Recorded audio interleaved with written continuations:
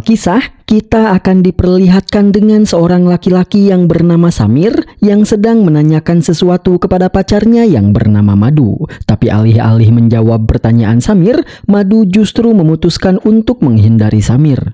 "Nu just అడగట్లేదు Samir, you're doubting." చెప్పలేకపోతున్నా. Di malam harinya, Samir pun kembali menelpon Madu untuk menanyakan pertanyaan yang sama kepada Madu. Tapi alih-alih menjawab pertanyaan Samir, Madu pun malah menangis, lalu dia pun memutuskan untuk melakukan bundir. Madu, please stop it. Madu, please, Madu, I'm sorry, Madu. Beberapa hari sebelum kejadian ini, di tempat lain, kita akan diperlihatkan dengan seorang pemuda bernama Fikran yang baru lulus tes kepolisian dan saat ini sedang menjalani pelatihan di Akademi Kepolisian.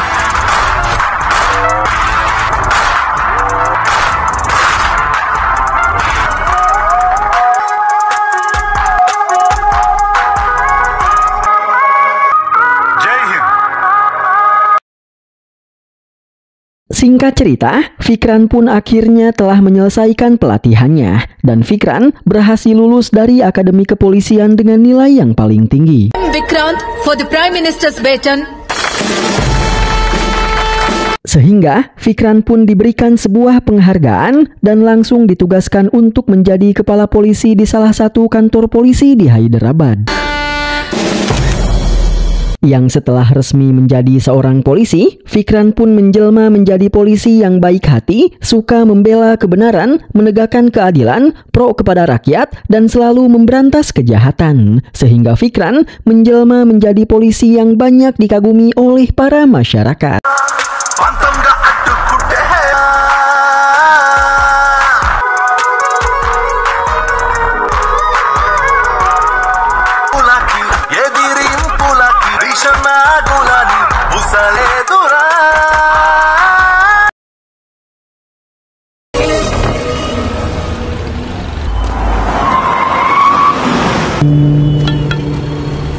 Suatu hari, saat dia sedang bertugas, Fikran pun secara tidak sengaja bertemu dengan seorang gadis yang bernama Arti. Dan meski ini adalah pertemuan pertama mereka, tapi sepertinya Fikran sudah langsung menyukai Arti karena dia terpukau dengan kecantikan Arti, serta terpukau dengan gaya bicara Arti yang cerdas dan berpendidikan.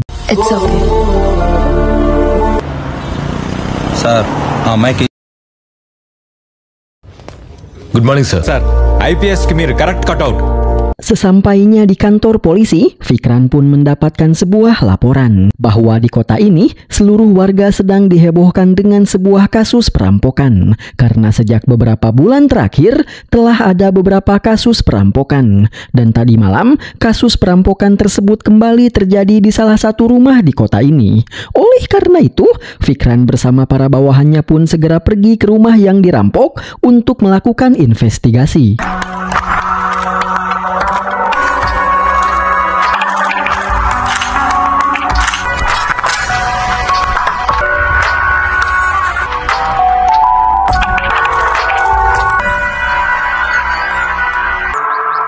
Crime scene lo దొరికింది ఏదైనా సరే క్లూ కాదు.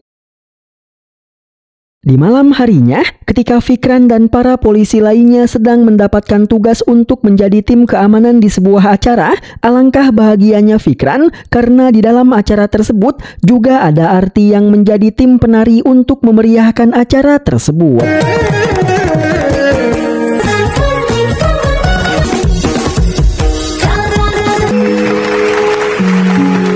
Yang karena Fikran melihat kalung Arti terjatuh, sesaat setelah Arti dan timnya menyelesaikan tarian mereka, Fikran pun mengambil kalung tersebut lalu mengembalikannya kepada Arti. Excuse me, హారం స్టేజ్ మీద పడిపోయింది. Dan ketika Fikran akan kembali setelah mengembalikan kalung Arti, secara tidak sengaja Fikran bertabrakan dengan Madu, pacar Samir yang melakukan bundir di awal film.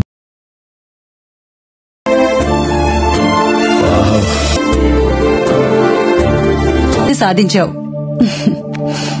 Singkat cerita, 1 bulan pun telah berlalu dan di suatu malam, ibu Fikran yang tahu bahwa anaknya sedang jatuh cinta, dia pun menanyakan siapakah gadis yang dicintai oleh Fikran. Tapi Fikran menjawab bahwa dia juga tidak tahu identitas dari gadis tersebut karena Fikran belum sempat menanyakannya. Dan Fikran juga baru bertemu dengan gadis tersebut, di mana gadis yang dimaksud oleh Fikran adalah Arti. Ayo, adeem లేదు సార్ నా దగ్గర ఈ robbery and murder case ఎంత Di keesokan harinya, Fikran pun menanyakan kemajuan penyelidikan terhadap kasus perampokan yang terjadi 1 bulan yang lalu kepada bawahannya yang bernama Giri. Tapi karena Giri menjawab kalau sama sekali tidak ada kemajuan terhadap kasus perampokan tersebut, Fikran pun meminta Giri untuk mengumpulkan setiap orang yang memiliki latar belakang kriminal yang ada di kota ini. Karena Fikran ingin menginterogasi mereka semua. Mendengar itu, Giri pun mengatakan bahwa salah seorang yang memiliki latar belakang kriminal di kota ini adalah seorang MLA. Tapi Fikran tidak peduli dan tetap meminta Giri untuk mengumpulkan semuanya meski di antara mereka ada seorang MLA ataupun seorang menteri sekalipun, ungkap Fikran.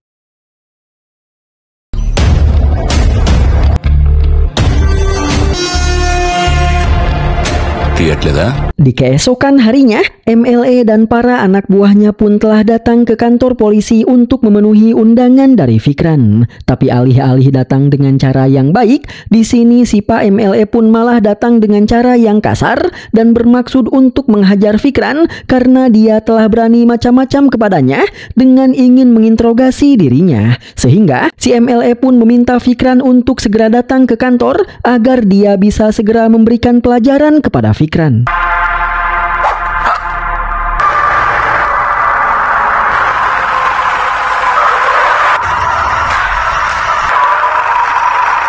Setelah beberapa saat, Fikran pun akhirnya telah tiba di kantor polisi. Melihat itu, para anak buah si MLA pun langsung bersiap untuk menyambut Fikran. Namun,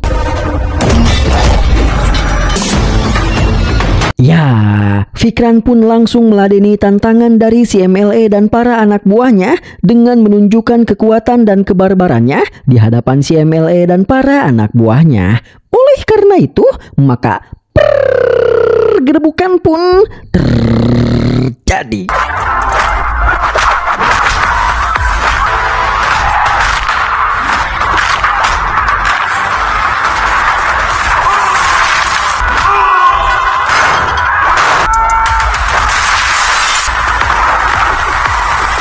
Melihat kehebatan Fikran, para anak buah si MLA yang lain pun langsung ketakutan sehingga akhirnya mereka dan si MLA pun menghentikan perlawanan. Lalu Fikran pun memperingatkan si MLA agar si MLA mau mengikuti berbagai prosedur yang akan Fikran lakukan. Karena Fikran hanya bermaksud untuk melakukan penyelidikan untuk mencari tahu pelaku yang selama ini telah melakukan perampokan di kota ini.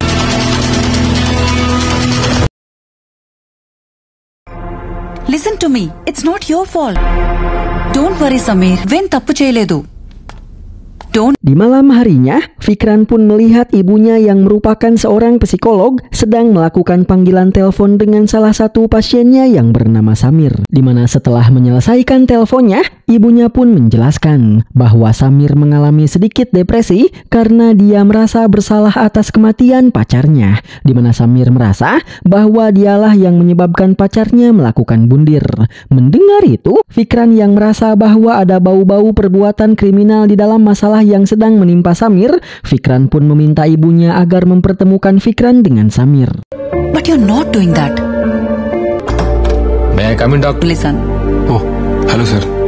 Oleh karena itu, di keesokan harinya, setelah memotivasi Samir agar dia bisa melupakan masalah pacarnya, ibu Fikran pun mengenalkan Fikran kepada Samir. Yang setelah mereka berkenalan, Fikran pun meminta Samir untuk menceritakan kronologi kematian pacarnya. Sehingga di sini, Samir pun mulai bercerita bahwa Samir merupakan seorang hacker. Dan di suatu hari, Samir meretas ponsel milik Madu pacarnya. Sehingga Samir bisa memantau seluruh isi ponsel Madu. Dan ketika Samir sedang melihat-lihat ponsel Madu, Samir pun menemukan sebuah pesan yang mengatakan bahwa jika kau ingin hidupmu cerah, maka kau harus mengikuti seluruh permintaanku, ungkap si pengirim pesan. సరదాగా ఒక లింక్ పంపి తన phone number నుంచి డిసపియరింగ్ మోడ్లో కొన్ని మెసేజ్ వచ్చాయి. Membaca pesan tersebut, Samir pun merasa khawatir kepada Madu, sehingga Samir menanyakan apa maksud dari pesan tersebut kepada Madu. Tapi sayangnya, di setiap Samir menanyakan masalah tersebut, Madu selalu menghindari Samir dan tidak mau menjelaskannya kepada Samir. Namun meski Madu tidak mau menjelaskan masalahnya kepada Samir, alih-alih menghargai keputusan Madu yang tidak ingin menjelaskan masalah tersebut, Samir justru terus meminta Madu untuk menjelaskan masalah tersebut, di mana hal itu membuat Madu merasa risih, sehingga akhirnya dia pun memutuskan untuk melakukan bundir. Oleh karena itu, Samir pun merasa sangat bersalah kepada Madu, karena gara-gara dia yang terus memaksa Madu untuk menceritakan masalahnya tersebut, Madu pun akhirnya melakukan bundir. Mendengar itu, Fikran pun berusaha meyakinkan Samir bahwa semua ini bukanlah salah Samir.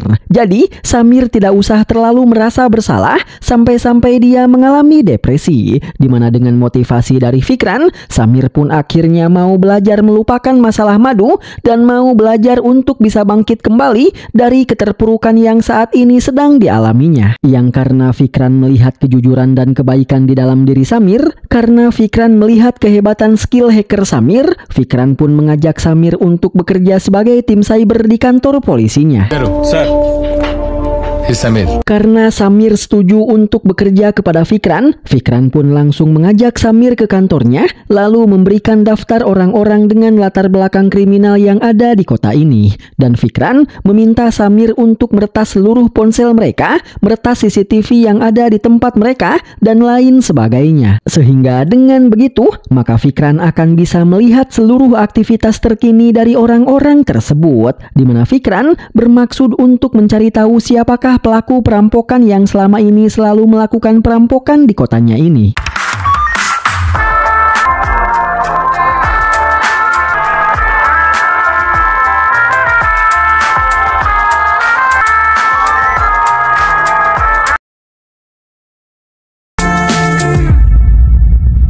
Singkat cerita, di suatu hari, Fikran pun menemui sahabat wanitanya yang bernama Vidya, di mana di sini Fikran memberikan sebuah boneka kepada Vidya. Tapi sayangnya, di sini kita belum bisa mengetahui apa yang Fikran bicarakan kepada Vidya. Yang di tengah-tengah obrolannya dengan Vidya, Fikran pun ditelepon oleh Giri, di mana di sini Giri memberitahu Fikran bahwa telah terjadi sebuah kasus pembunuhan yang dilakukan oleh MLA kepada orang yang bernama Yadagiri. Mendengar itu, Fikran pun segera pergi ke rumah Yadagiri untuk melakukan investigasi.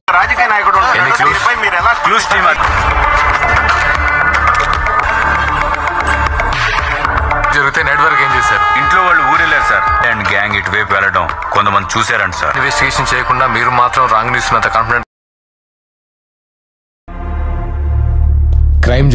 Yang setelah menyelesaikan investigasinya, Fikran pun kembali ke kantor untuk mempresentasikan hasil investigasinya kepada para bawahannya, bahwa dengan bantuan Samir, selama beberapa hari ke belakang, Fikran selalu memantau aktivitas MLA beserta para warga yang mempunyai latar belakang kriminal di kota ini, sehingga Fikran bisa menyimpulkan bahwa bukan MLA lah yang telah menghabisi Yadagiri, karena orang yang telah menghabisi Yadagiri merupakan kelompok perampok yang selama ini selalu melakukan perampokan di kota ini. Dan dari hasil investigasi serta pengawasannya selama beberapa hari ini, Fikran juga bisa mengetahui bahwa baik MLA maupun orang-orang dengan latar belakang kriminal yang ada di kota ini, mereka semua tidak ada yang menjadi bagian dari para kelompok perampok tersebut. Jadi, sudah bisa dipastikan bahwa kelompok para perampok tersebut adalah orang-orang yang belum mereka kenal sebelumnya, yang bukan berasal dari kota ini. Di mana setelah menjelaskan semua itu, Fikran pun menjelaskan bahwa 3 aktivitas perampokan terakhir yang mereka lakukan terjadi pada tanggal 21 Juli, 20 Agustus, dan 19 September. Itu artinya mereka memiliki pola waktu yang mereka gunakan untuk merampok, di mana pola waktunya adalah di setiap 30 hari. Itu artinya perampokan selanjutnya akan terjadi pada tanggal 19 Oktober. Lalu Fikran juga menjelaskan bahwa dari hasil Hasil investigasi yang dia lakukan, para kelompok perampok tersebut hanya mengambil dan menjarah emas saja dan tidak pernah mengambil apapun selain emas. Bahkan mereka tidak pernah mengambil uang tunai. Itu terbukti ketika Fikran memeriksa lemari milik para korban perampokan. Uang tunai milik para korban selalu tetap utuh dan tidak hilang sepeser pun, namun perhiasan emas mereka selalu habis tak tersisa. Sehingga dengan itu, Fikran pun akhirnya mendapatkan sebuah cara untuk bisa menangkap para perampok tersebut, di mana Fikran menjelaskan bahwa para perampok tersebut tidak akan mungkin menyimpan emas hasil rampokan terlalu lama, karena itu akan sangat beresiko, sehingga pasti mereka akan segera menjual emas-emas tersebut. Namun mereka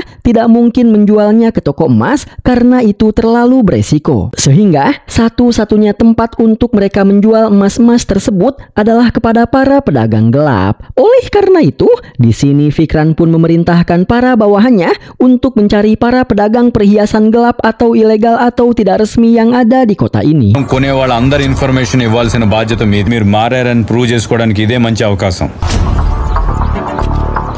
Dia sir వాళ్ళు నా దగ్గర దాచుకున్న మొత్తం బంగారం. Dari hasil pencariannya, Fikran pun akhirnya berhasil menemukan orang yang membeli emas-emas hasil jarahan dari para kelompok perampok. Tapi sayangnya, si orang ini tidak bisa memberikan petunjuk apapun tentang para pelaku perampokan, karena dia juga tidak mengenal siapa mereka. Dan ketika mereka menjual emas-emasnya kepada si orang ini, mereka semua menggunakan topeng, sehingga si orang ini tidak bisa melihat wajah mereka. Oleh karena itu, di sini Fikran pun hanya bisa menyita emas-emas hasil jarahan para perampok, namun belum bisa menemukan petunjuk apapun tentang para pelaku perampokan tersebut.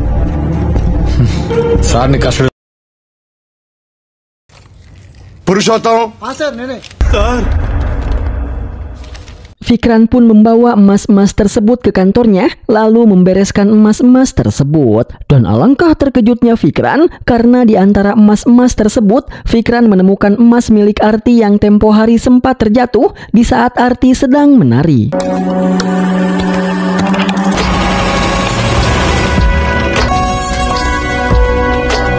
Sehingga Fikran pun segera mencari tahu alamat rumah Arti, lalu segera pergi ke rumah Arti untuk mengkonfirmasi tentang apakah benar emas ini milik Arti atau bukan. Tapi anehnya, di sini baik Arti maupun ayahnya tidak mau mengakui bahwa itu adalah emas milik Arti, di mana hal itu membuat Fikran merasa aneh dan merasakan sesuatu yang tidak beres.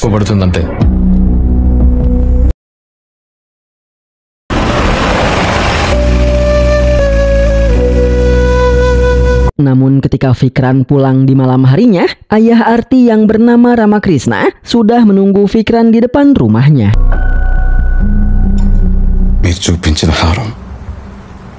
Oleh karena itu, Fikran pun segera membawa Ramakrishna ke dalam rumahnya. Lalu, Ramakrishna pun menjelaskan bahwa emas yang tadi dibawa oleh Fikran memang adalah emas milik Arti. Di mana setelah itu, Ramakrishna pun menceritakan sebuah flashback kepada Fikran. 25th anniversary. Bahwa dia mempunyai istri yang bernama Lata dan mempunyai anak yang bernama Arti. Mereka bertiga adalah sebuah keluarga yang sangat harmonis, bahagia, saling menyayangi, dan saling melengkapi satu sama lain.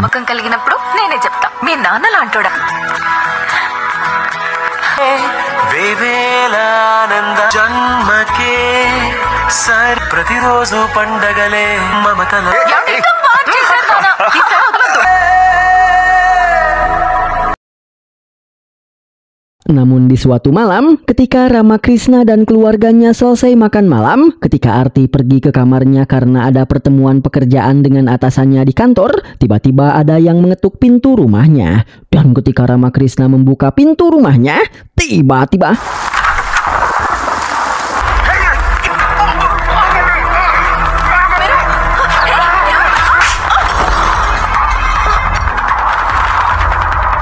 ya, orang yang mengetuk pintu rumahnya ternyata adalah kelompok para perampok, di mana mereka langsung menyekap Ramakrishna, menyerang Lata, dan menjarah rumah milik Ramakrishna. Dan tak lama setelah itu, Arti yang telah menyelesaikan pertemuannya pun keluar dari kamarnya untuk mengambil air minum. Sehingga Arti pun melihat ayah dan ibunya yang sedang ditahan oleh para perampok. Dan ketika dia berusaha menyelamatkan ayah dan ibunya, alih-alih bisa menyelamatkan mereka, justru dialah yang juga ikut disekap, bahkan sampai diperkaos rame-rame, di mana para perampok tersebut merekam aksi pemerkosaan tersebut.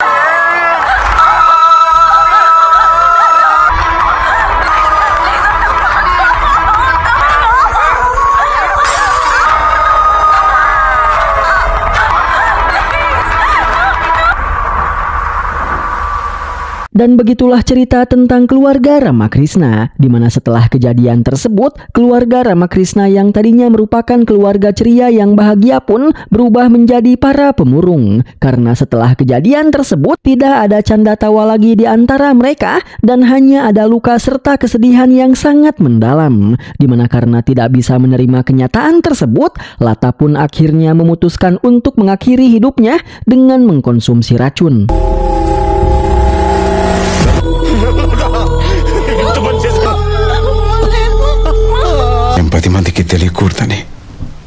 Dan itulah alasan mengapa awalnya Ramakrishna tidak mau mengakui bahwa emas tadi adalah milik Arti. Karena itu akan bisa membongkar kenyataan bahwa Arti telah diperkaos oleh para perampok, di mana hal itu adalah sebuah aib. Meskipun pada akhirnya Ramakrishna pun memilih untuk menceritakan semua kejadiannya agar para pelaku pemerkosaan terhadap Arti bisa segera ditangkap.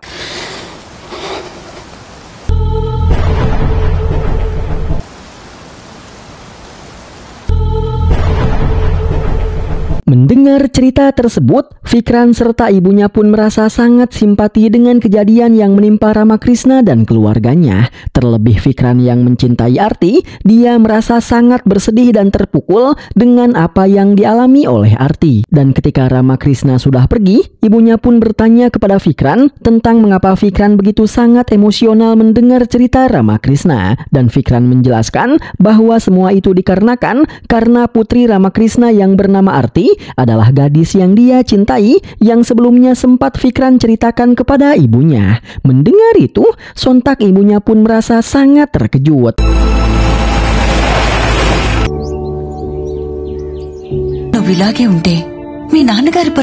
Sehingga di keesokan harinya, Fikran dan ibunya pun mendatangi rumah Arti untuk memotivasi Arti agar Arti mau melupakan kejadian tersebut dan agar Arti bisa kembali bangkit dari keterpurukannya lalu kembali menjalani aktivitasnya. Dimana dengan motivasi yang diberikan oleh ibu Fikran, Arti pun akhirnya mau belajar untuk bangkit dari keterpurukan yang sedang dialaminya. Sehingga setelah itu, Arti pun akhirnya mau bercerita kepada Fikran bahwa setelah kejadian pemerkosaan terhadap dirinya, karena Arti digilir oleh banyak orang, Arti pun jatuh pingsan. Dan ketika dia bangun kembali, Arti melihat ada seorang perampok di hadapannya. Sehingga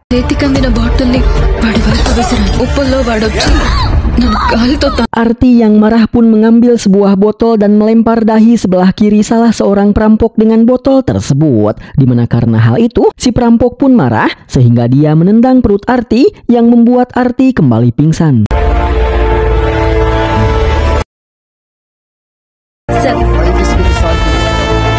Setelah mendapatkan sebuah petunjuk bahwa salah satu perampok mempunyai bekas luka di bagian dahi sebelah kirinya, Fikran pun kembali ke kantor lalu meminta Samir untuk mengecek CCTV di dekat rumah Arti pada waktu kejadian perampokan tersebut terjadi.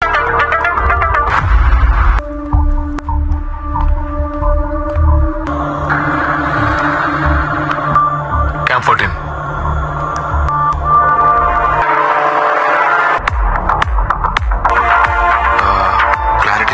Dan dari pencarian ini, Fikran pun akhirnya berhasil menemukan mobil milik para pelaku perampokan. Sehingga Fikran pun berencana untuk mencari mobil tersebut pada malam 19 Oktober nanti. Karena seperti yang sudah dia prediksi sebelumnya, bahwa para perampok tersebut akan kembali melancarkan aksinya pada tanggal 19 Oktober. Singkat cerita, pada malam di tanggal 19 Oktober, Fikran pun telah mengerahkan para bawahannya di seluruh penjuru kota dan di seluruh gerbang tol masuk ke kota ini, di mana para bawahan Fikran menyamar menjadi warga sivil biasa. Tollgate reach avagane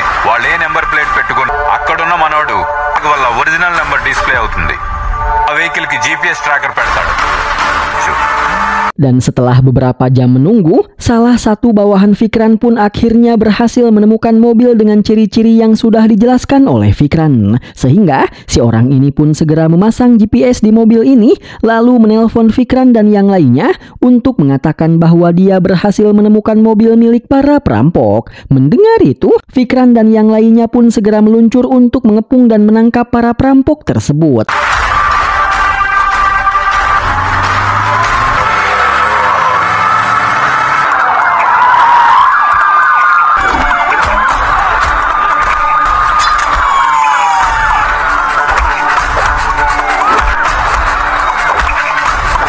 Meski sempat melarikan diri, tapi pada akhirnya Fikran dan para bawahannya pun berhasil mengepung para perampok tersebut. Tapi karena beberapa di antara mereka berhasil kabur melarikan diri, Fikran pun segera mengejar mereka dan menangkap mereka satu persatu.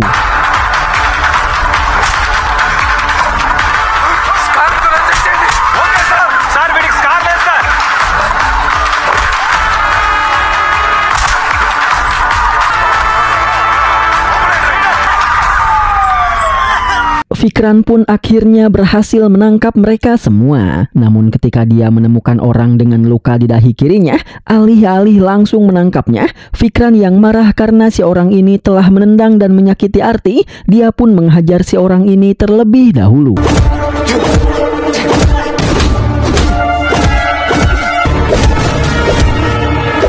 Di mana hal itu membuat para bawahannya merasa heran dengan sikap Fikran yang tiba-tiba saja semarah dan seemosional ini.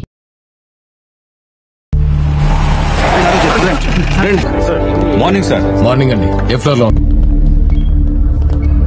Singkat cerita, Fikran pun kembali menemui kelompok para perampok tersebut di rumah sakit. Karena setelah dihajar oleh Fikran, para perampok ini mengalami luka-luka dan harus dilarikan ke rumah sakit. Di mana di sini, Fikran pun bertanya tentang alasan mengapa mereka memperkaos Arti. Namun mereka mengatakan bahwa mereka tidak pernah memperkaos Arti. Mereka memang seorang perampok. Mereka sudah sering melakukan aksi perampokan dan sudah sering menghabisi para korban yang mereka rampok. Namun mereka sama sekali tidak pernah memperkaos orang yang menjadi korban mereka, karena memperkaos orang adalah pantangan bagi kelompok mereka. Awalnya Fikran tidak percaya, namun mereka bisa memberikan penjelasan yang masuk akal kepada Fikran, yang membuat Fikran akhirnya mempercayai perkataan mereka. Lalu mereka pun menjelaskan bahwa di malam itu ketika mereka datang ke rumah Arti sudah dalam keadaan berantakan dan Arti sudah dalam keadaan pingsan tak sadarkan diri. Namun tiba-tiba Arti kembali sadar lalu melemparkan botol kepada salah seorang dari mereka yang membuat dia marah lalu menendang perut Arti. Setelah itu mereka pun menjarah rumah Arti dan mengambil seluruh emas-emas yang ada di rumah itu. Di mana alasan mengapa mereka hanya mencuri emas dan hanya melakukan aksi perampokan di setiap 30 hari sekali adalah karena itu merupakan kepercayaan kuno yang sampai hari ini dipercayai oleh suku mereka. Di mana menurut kepercayaan yang mereka anut, mereka hanya boleh merampok di setiap 30 hari sekali dan hanya boleh merampok emas. Mereka boleh menghabisi nyawa seseorang, namun mereka tidak boleh memperkaos wanita, karena memperkaos wanita adalah dosa besar. Mendengar itu, Fikran pun percaya. Apalagi setelah Giri memeriksa semua ponsel milik mereka, Giri sama sekali tidak menemukan rekaman video pemerkosaan terhadap Arti. Sehingga dengan itu, Fikran pun bisa menyimpulkan bahwa sepertinya orang yang memperkaos Arti di malam itu adalah kelompok yang berbeda. Jadi orang yang memperkaos Arti adalah orang yang menyamar menjadi para perampok dan mereka datang ke rumah Arti sebelum para perampok tersebut datang. Di mana kedatangan mereka ke rumah Arti hanyalah untuk memperkaos Arti dan tidak berniat untuk merampok rumah Arti. Yang ketika mereka selesai memperkaos Arti, mereka pun pergi meninggalkan rumah Arti. Dan tak lama setelah itu, kelompok para perampok perampok yang asli pun datang lalu melakukan perampokan di rumah Arti. Tapi karena pada saat itu Arti dan keluarganya jatuh pingsan, mereka pun tidak mengetahui bahwa sebenarnya ada dua kelompok yang datang ke rumah mereka di malam itu. Yang itu artinya tugas Fikran belumlah selesai karena Fikran baru berhasil menangkap para perampok dan belum berhasil menangkap pelaku yang telah memperkaos Arti. Di mana sesaat setelah Fikran menyimpulkan hal itu, dia pun kembali ditelepon oleh Giri. Karena di sini Giri ingin memberitahu Fikran bahwa para pelaku yang memperkaos Arti kini ada di kantor polisi untuk menyerahkan diri. Mendengar itu, Fikran pun segera pergi ke kantor polisi untuk melihat para pelaku tersebut.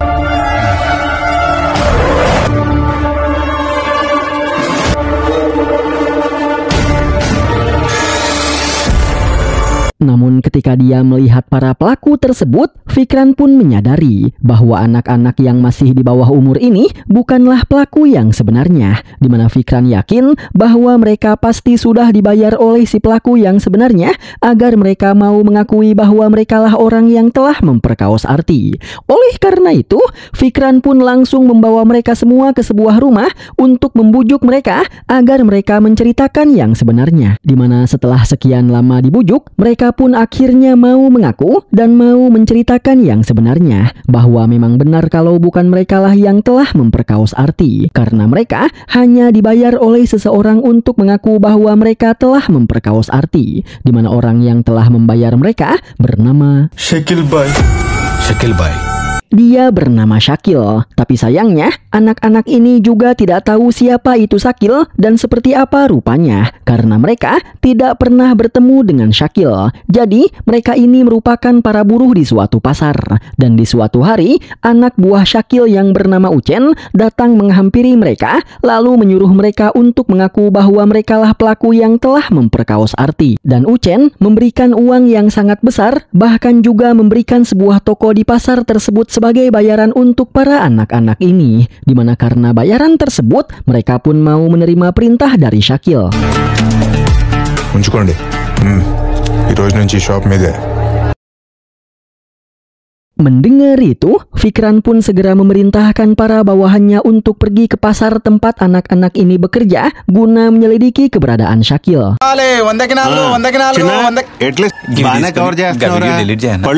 Dan di keesokan harinya, Giri beserta satu orang bawahan Fikran yang lain pun pergi ke pasar tempat anak-anak itu bekerja. Dan meski di sini mereka tidak berhasil menemukan keberadaan Syakil karena tidak ada satupun orang yang pernah bertemu dengan Syakil, tapi setidaknya mereka berhasil mengetahui tempat tinggal Ucen. Oleh karena itu, Giri pun segera menelpon Fikran untuk memberitahukan hal tersebut. Tapi sayangnya, ketika Fikran akan menggerebek Ucen di kamarnya, Ucen pun sudah mendapatkan kabar bahwa ada para polisi yang ingin menangkapnya. Sehingga Ucen pun segera pergi kabur melarikan diri.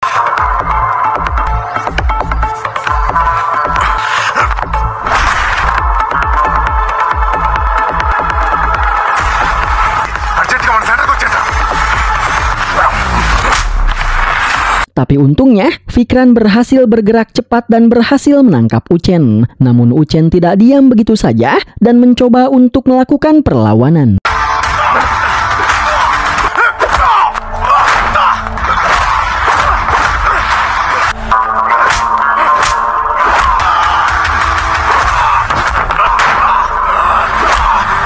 Perlawanan Ucen pun tampak sia-sia saja karena Fikran jauh lebih kuat daripada Ucen, sehingga Ucen bisa Fikran kalahkan dengan mudah. Namun tiba-tiba para anak buah Ucen pun berdatangan untuk membantu Ucen. Oleh karena itu, maka pergedebukan pun terjadi.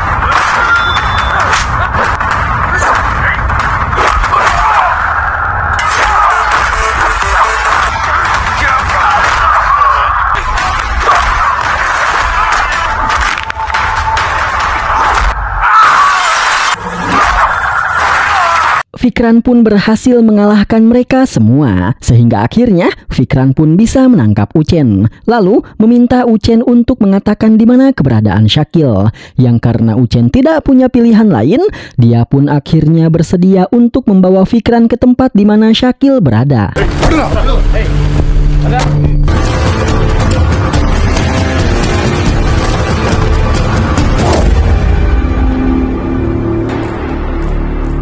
Seriously. Tapi sayangnya, sesampainya di kediaman Syakil sudah dalam keadaan tidak bernyawa. Yang itu menunjukkan bahwa bukan Syakillah orang yang telah memperkaos Arti, melainkan ada orang lain yang menjadi dalang di balik pemerkosaan terhadap Arti. Namun orang tersebut sengaja memerintahkan Syakil untuk membayar anak-anak di bawah umur tersebut untuk mengaku bahwa mereka adalah pelaku pemerkosaan terhadap Arti. Dan karena si pelaku yang sebenarnya sudah tahu kalau Fikran sedang mencari Syakil, dia pun akhirnya menghabisi Syakil agar Fikran tidak bisa mendapatkan keterangan apapun dari Syakil. Fikran pun merasa heran dan marah karena mengapa bisa si pelaku selalu selangkah lebih maju daripada dirinya. Yang di tengah-tengah kemarahannya, Fikran pun ditelepon oleh salah satu bawahannya karena si bawahannya tersebut ingin memberitahu Fikran bahwa anak-anak di bawah umur yang diperintahkan oleh Syakil untuk mengaku bahwa mereka adalah pelaku pemerkosaan telah diserang oleh seseorang. Mendengar itu, Fikran pun segera pergi ke tempat anak-anak tersebut dia sembunyikan. Dan setibanya Fikran di tempat dia menyembunyikan anak-anak tersebut, seluruh penjaga yang dia tugaskan untuk menjaga anak-anak tersebut telah tewas tak bernyawa. Begitu juga dengan para anak-anak tersebut yang juga sudah terkujur kaku tak bernyawa. Namun hal yang membuat Fikran merasa sangat terkejut adalah senjata yang digunakan oleh si pembunuh untuk menghabisi anak-anak ini adalah pistol milik Fikran. Dan di tengah-tengah rasa keterkejutannya, tiba-tiba ya, datanglah para media, di mana karena hal itu, Fikran pun menjadi dituduh bahwa dialah pelaku yang telah menghabisi seluruh anak-anak ini karena Fikran tidak terima dengan perlakuan anak-anak ini yang telah melakukan pemerkosaan.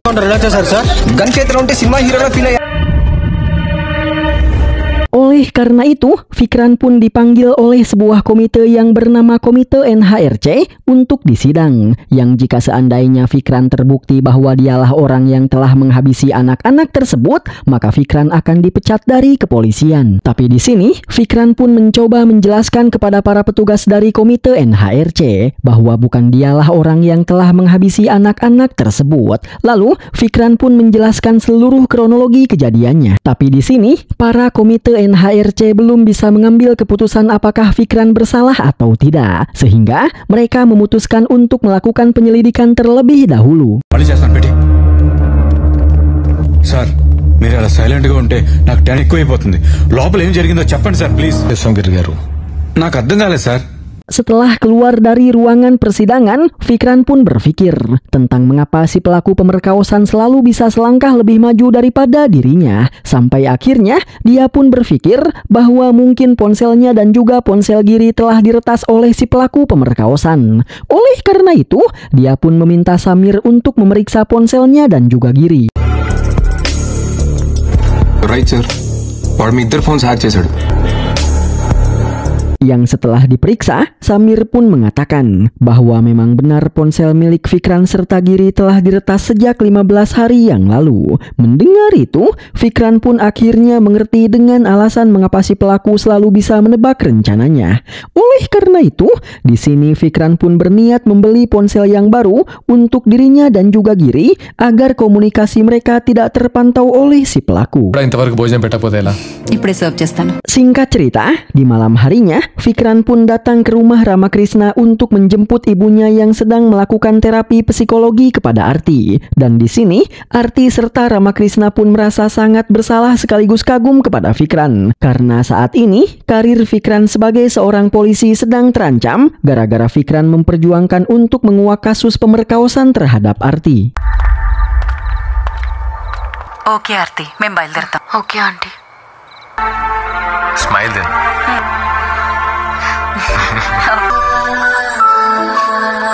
Dan sesaat setelah Fikran serta ibunya pergi, Arti pun menangis bersedih karena ternyata selama ini Arti juga sudah menyukai dan mencintai Fikran sejak awal mereka bertemu. Bahkan Arti sudah lama menyimpan foto Fikran karena diam-diam dia mengagumi sosok Fikran. Sejak awal mereka bertemu, Arti sudah menyukai Fikran, tapi Arti belum mau mengakui perasaannya karena Arti belum mengenal siapa Fikran. Arti belum tahu apakah Fikran adalah polisi kondisi yang baik atau bukan. Dan Arti belum tahu apakah Fikran juga mencintainya atau tidak. Jadi selama ini Arti masih merahasiakan perasaannya dan hanya bercerita tentang perasaannya tersebut kepada ayahnya. Dan hal yang membuat Arti merasa sangat bersedih adalah kini dia tahu bahwa Fikran adalah orang yang sangat baik. Bahkan Fikran sudah mengorbankan banyak hal demi menguak kasus pemerkosaan terhadap dirinya. Dimana karena hal itu Arti pun kini sudah semakin merasa jatuh cinta kepada Fikran. Tapi masalahnya kini Arti merasa dirinya sudah tidak pantas lagi untuk Fikran karena kini tubuhnya sudah kotor karena sudah digilir dan diperkaos oleh banyak orang.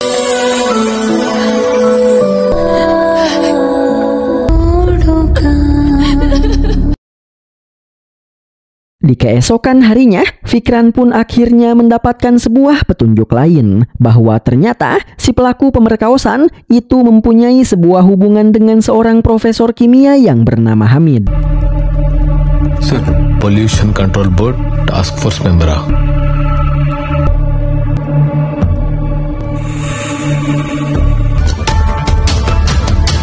Dan ketika Fikran sedang mencari tahu identitas Hamid, tiba-tiba dia mendapatkan sebuah panggilan telepon dari Vidya. Di mana di sini Vidya mengatakan bahwa dia menemukan banyak sekali kejanggalan di kantor tempat dia bekerja saat ini. Selain itu, baru-baru ini Vidya telah pergi ke asrama Madu pacar Samir yang tewas karena bundir di awal film untuk melakukan penyelidikan. Dan dari hasil investigasi yang dia lakukan, Vidya menemukan sebuah fakta bahwa ternyata Madu adalah sahabat Arti, dan bahkan Madu sempat mengirimkan sebuah paket kepada Arti sebelum kematiannya. Mendengar itu, Fikran pun segera pergi menemui Arti di rumahnya untuk menanyakan apakah Arti mengenal Madu atau tidak dan bagaimana hubungan mereka berdua. Sehingga di sini Arti pun mulai bercerita bahwa Madu adalah kakak tingkatnya saat kuliah dulu. Mereka bersahabat sangat baik, namun sejak mereka lulus kuliah, mereka sudah tidak pernah bertemu lagi. Tapi beberapa bulan ke belakang,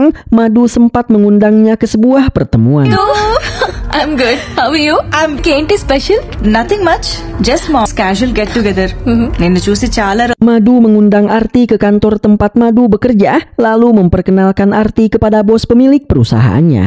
Dan setelah mereka berbasa-basi, bos Madu yang bernama Banu Prasad pun mengajak Arti untuk bergabung dengan perusahaannya. Di mana Banu Prasad siap memberikan jabatan apapun yang diinginkan oleh Arti, bahkan siap memberikan gaji berapapun yang diminta oleh Arti. Tapi Arti menolak tawaran Banu Prasad karena kini Arti sudah bekerja di perusahaan lain dan Arti menghormati kontraknya dengan perusahaan tersebut. Namun tak menyerah sampai di situ, Banu Prasad pun terus membujuk Arti agar dia mau bergabung dengan perusahaannya. Bahkan Banu Prasad sampai meminta Arti untuk mengobrol dengan anaknya lewat panggilan video agar anaknya bisa membujuk Arti agar mau bergabung dengan perusahaannya. Tapi meski sudah dibujuk seperti apapun, Arti tetap menolak tawaran dari Banu Prasad serta anaknya karena Arti lebih memilih untuk menghargai kontraknya dengan perusahaan tempat dia bekerja saat ini. Meskipun gaji yang ditawarkan oleh Banu Prasad serta anaknya jauh lebih besar. Dan setelah hari itu, Madu selalu menelpon Arti untuk membujuk Arti agar mau bergabung dengan perusahaannya. Dan meski Arti selalu menolak, Madu terus berupaya membujuk Arti agar mau bergabung. Dimana karena hal itu, Arti pun merasa risih sehingga akhirnya Arti pun memutuskan untuk menjaga jarak dengan Madu. Bahkan Arti memblokir nomor Madu agar Madu tidak bisa lagi mendekatinya. Dimana setelah kejadian itu, sampai hari ini Arti pun sudah tidak pernah tahu lagi bagaimana kabar Madu, ungkap Arti. Lalu Fikran pun menjelaskan bahwa Madu telah tewas karena bundir, ungkap Fikran, yang membuat Arti merasa sangat terkejut. What? Lalu Fikran pun mengatakan bahwa sebelum dia melakukan bundir, Madu sempat mengirimkan paket kepadamu. Jadi apakah isi paket tersebut? Tanya Fikran kepada Madu. Namun karena Madu mengatakan bahwa dia tidak pernah menerima paket apapun, Fikran dan Madu pun segera pergi ke kotak paket yang ada di depan rumah Arti untuk melihat paket yang dikirim oleh Madu.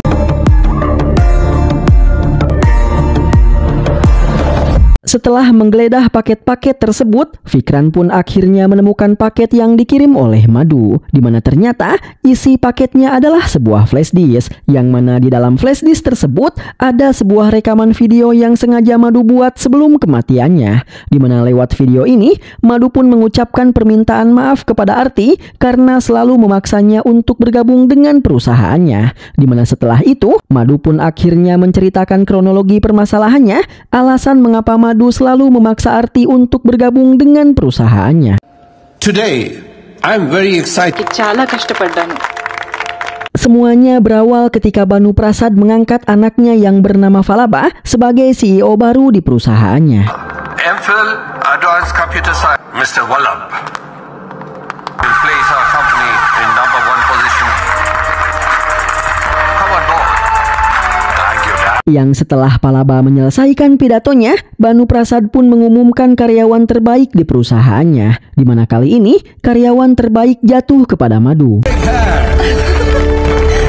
Madu pun sangat bahagia karena dia terpilih menjadi karyawan terbaik, di mana sesaat setelah itu Falaba pun memanggil Madu ke ruangannya, lalu menugaskan Madu untuk menemui kliennya yang akan memberikan sebuah proyek kepada perusahaannya, di mana Falaba menugaskan Madu agar Madu bisa meyakinkan si klien untuk memberikan proyek tersebut terhadap perusahaannya. Sir, a project manake vastundi. I promise.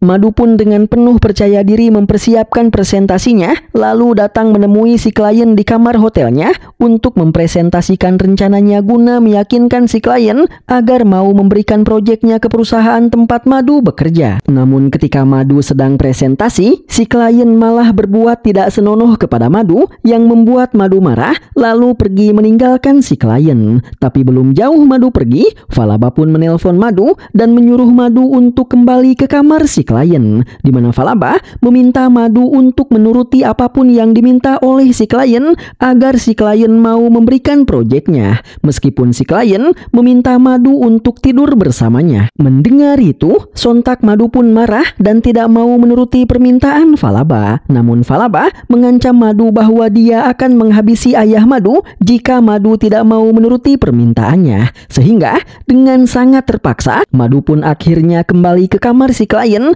dan membiarkan si klien menggadabah tubuhnya. 15 minutes tarwata.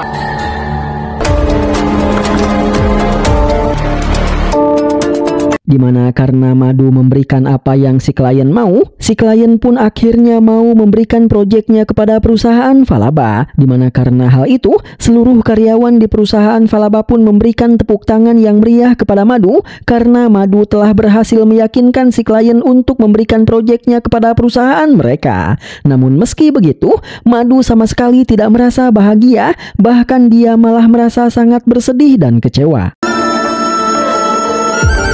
Madu pun mendatangi Falaba dan ingin mengundurkan diri dari perusahaannya. Namun Falaba mengancam kalau Madu berani mengundurkan diri dari perusahaannya, maka Falaba akan menyebarkan video mantap-mantap Madu dengan si klien. Karena ternyata Falaba merekam aksi mantap-mantap yang dilakukan oleh Madu dengan si klien.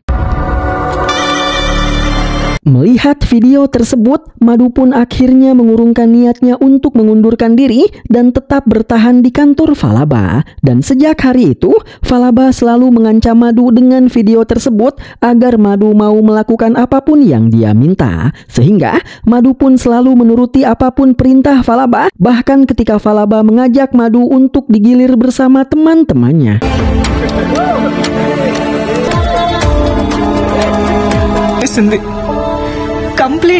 Tidak hanya Madu, tapi Falaba juga menargetkan wanita-wanita lain yang bekerja di kantornya, di mana dengan pola yang sama, Falaba pun melancarkan aksinya, di mana Falaba mengangkat si wanita-wanita tersebut sebagai karyawan terbaik, lalu menugaskan mereka untuk menemui klien yang ingin memberikan proyek di perusahaannya, yang mana kemudian Falaba memaksa wanita-wanita yang dia pilih untuk mau menuruti seluruh permintaan dari para klien, bahkan jika para klien meminta untuk bermantap-mantap. Lalu, Falaba pun mengendalikan mereka semua dengan mengancam akan menyebarkan video mantap-mantap mereka dengan para klien. Sehingga dengan begitu, Falaba pun bisa mengatur dan mengendalikan wanita-wanita yang menjadi korbannya sesuka hatinya. Namun di suatu hari, tiba-tiba seluruh klien Falaba membatalkan kontrak mereka dengan perusahaan Falaba, di mana hal itu membuat Falaba menjadi kalang kabut. Dan setelah diselidiki, ternyata alasan seluruh kliennya membatalkan kontrak adalah karena mereka kepincut dengan kecerdasan Arti, sehingga mereka membatalkan kontrak dengan perusahaan Falaba dan berniat untuk menjalin kerjasama dengan perusahaan tempat Arti bekerja. Mengetahui itu, Falaba pun memanfaatkan hubungan pertemanan Arti dengan Madu untuk mengundang Arti ke perusahaannya, karena Falaba ingin menawari Arti untuk bekerja di perusahaannya, dan Falaba siap memberikan jabatan apapun serta siap memberikan gaji berapapun yang diinginkan oleh Arti. Semua itu dikarenakan agar Falaba bisa menarik kembali para kliennya untuk bekerja sama dengan perusahaannya. Tapi sayangnya Arti menolak tawaran Falaba. Namun Falaba tidak menyerah begitu saja dan meminta Madu untuk terus menelpon dan membujuk Arti agar mau bergabung dengan perusahaannya. Tapi karena Arti tetap menolak, Falaba pun menjadi marah sehingga dia pun berniat untuk melakukan sesuatu yang buruk terhadap Arti. Dance perform చేస్తున్న నీ మీద కన్ను పట్టాను. Mengetahui itu, Madu pun berusaha menghubungi Arti untuk memberitahu Arti bahwa Falaba sedang akan melakukan sesuatu yang buruk terhadap Arti. Tapi karena Arti sudah risih dan menjauhi Madu, Madu pun menjadi kesulitan untuk memberitahu Arti. Bahkan ketika Madu mendatangi Arti di saat Arti selesai menari di sebuah acara, Arti sama sekali tidak mau mendengarkan penjelasannya dan malah pergi menjauhi Madu. Dan di momen inilah Madu tidak sengaja bertubrukan dengan Fikran. Yang setelah Fikran pergi, Madu pun dihampiri oleh Falaba karena Falaba tahu kalau Madu sedang berusaha memberitahu Arti kalau dia sedang berniat melakukan sesuatu yang buruk terhadap Arti. Sehingga di sini Falaba pun mengancam Madu agar Madu tidak berani-berani memberitahu Arti terkait niat jahatnya. Yang jika seandainya Madu tetap kekeh ingin memberitahu Arti, maka Falaba tidak hanya akan menghabisi ayahnya, tapi Falaba juga akan menghabisi pacar Madu yaitu Samir, ungkap Falaba. Itulah sebabnya Madu memutuskan untuk membuat video rekaman ini untuk memberitahu Arti terkait niat jahat Falaba. Karena Madu sudah tidak punya cara lain lagi untuk bisa memberitahu Arti terkait niat jahat Falaba, ungkap Madu yang mengakhiri videonya. Dimana setelah membuat video ini, Madu pun akhirnya memutuskan untuk melakukan bundir. Careful Arti, miss you. Take care. Madhu తనని అవాయిడ్ చేయకుండా నా లైఫ్ నా చేతిలోంచి జారిపోయి చాలా రోజులు ఉండాల్సిందే. Setelah mendengarkan video Madu, Fikran pun akhirnya bisa membuat sebuah kesimpulan, di mana kesimpulan ini berdasarkan informasi-informasi yang Fikran dapatkan dari hasil penyelidikannya selama ini, yang ditambahkan dengan informasi yang diberikan oleh Madu lewat video tadi, di mana Fikran menjelaskan bahwa sejak awal dia mendengar kisah Madu yang melakukan bundir dari Samir, Fikran sudah curiga bahwa mungkin alasan mengapa Madu melakukan bundir itu dikarenakan karena tekanan yang berasal dari perusahaan tempat dia bekerja. Itulah sebabnya Fikran pun segera menemui Vidya dan meminta Vidya untuk bekerja di perusahaan tempat Madu bekerja agar Vidya bisa menyelidiki segala hal tentang perusahaan tersebut. Dan Vidya berhasil menjalankan perintah Fikran dengan sangat baik, sehingga sejak saat itu Vidya pun selalu melaporkan berbagai kejanggalan yang terjadi di dalam perusahaan tersebut, yang membuat Fikran semakin curiga bahwa memang perusahaan tersebutlah yang menjadi penyebab mengapa Madu melakukan bundir. Selain itu, karena sebelumnya Fikran juga sudah mendengar bahwa si pelaku pemerkaos Arti mempunyai hubungan dengan seorang profesor kimia yang bernama Hamid, Fikran pun memutuskan untuk menangkap Hamid untuk diinterogasi sebelum Fikran datang ke rumah Arti. Dan dari Hamid, Fikran pun bisa mengetahui di mana ayah Falaba yaitu Banu Prasad mempunyai sebuah dendam terhadap Ramakrishna, karena Ramakrishna adalah seorang petugas jujur yang dulu menyebabkan pabrik gas milik Banu Prasad ditutup. మా PCB task force members అందరినీ కొన్న కాన్ఫిడెన్షియల్ గా ఒక report ready చేసి ఉన్నాడు.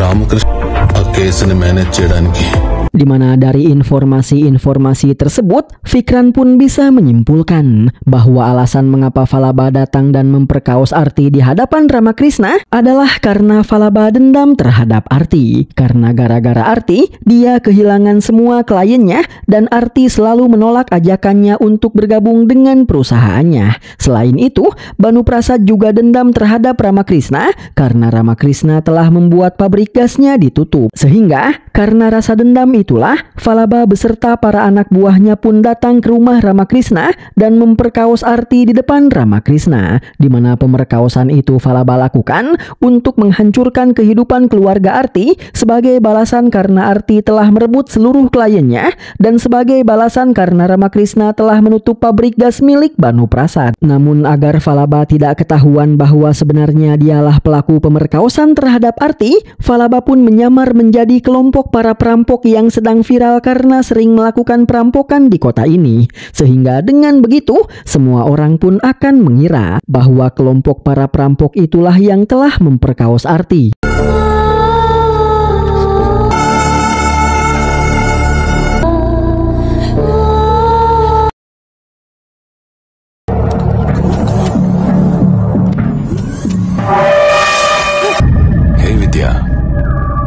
Sementara itu di tempat lain, Falaba yang akhirnya telah mengetahui bahwa ternyata Vidya adalah seorang mata-mata yang sedang menyamar untuk menggali seluruh informasi terkait perusahaannya, Falaba pun langsung menculik Vidya dan berniat untuk memperkaosnya bersama para anak buahnya.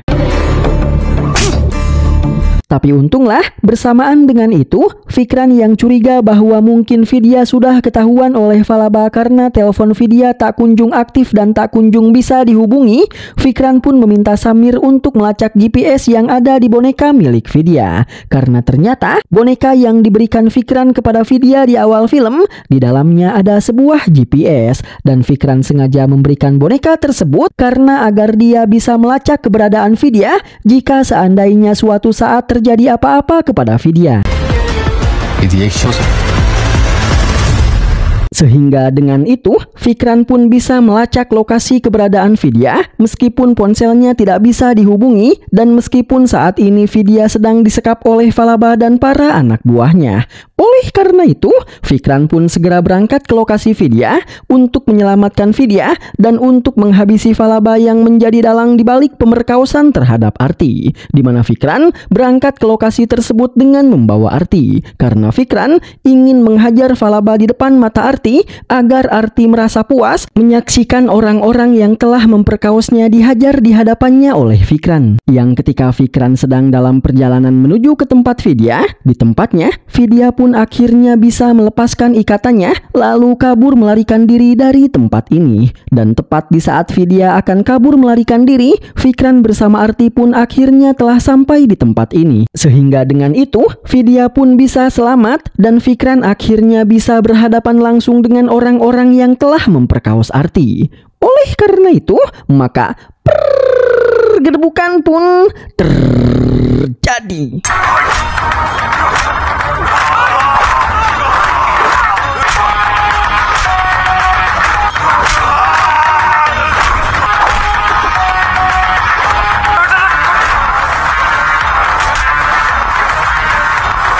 Tapi sayangnya, ada salah satu anak buah Falaba yang berhasil memeganginya, sehingga Falaba bisa memanfaatkan kesempatan tersebut untuk pergi kabur melarikan diri. Namun untungnya, Fikran bisa segera mengalahkan si orang ini, lalu bergegas untuk mengejar Falaba. Bersamaan dengan itu, di tempat lain, Giri dan para bawahan Fikran yang lain pun pergi ke tempat Banu Prasad untuk menangkap Banu Prasad atas kejahatan-kejahatan yang selama ini telah dia lakukan. Karena selama ini, Banu Prasad selalu mendukung setiap aksi kejahatan yang dilakukan oleh anaknya.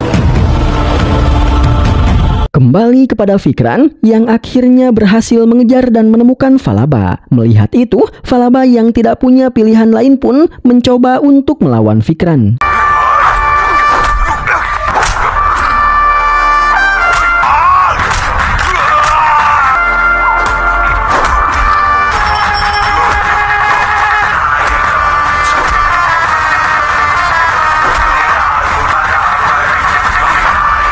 Dan lagi, Falaba pun mencoba untuk kembali melarikan diri dari hadapan Fikran. Tapi Fikran kembali bisa mengejar Falaba, lalu kembali menghajarnya sampai Falaba benar-benar dibuat tidak berdaya.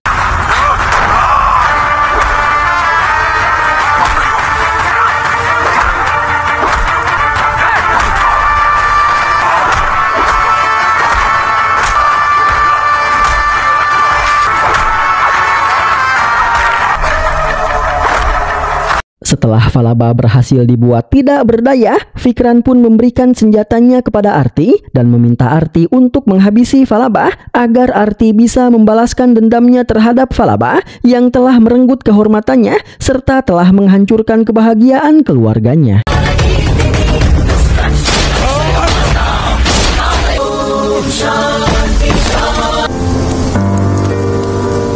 Yang setelah Arti menuntaskan balas dendamnya, di tengah-tengah kesedihannya karena meskipun Falaba telah tewas tapi itu tidak bisa mengembalikan kehormatan Arti, tiba-tiba, Will you marry me?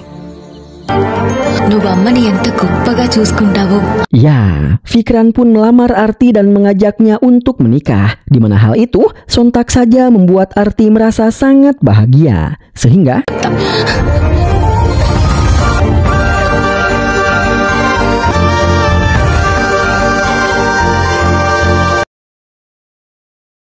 singkat cerita, Fikran pun tidak jadi dipecat dari kepolisian karena dia terbukti tidak bersalah atas kematian anak-anak di bawah umur tersebut. Dan bersamaan dengan itu, film pun sudah berakhir.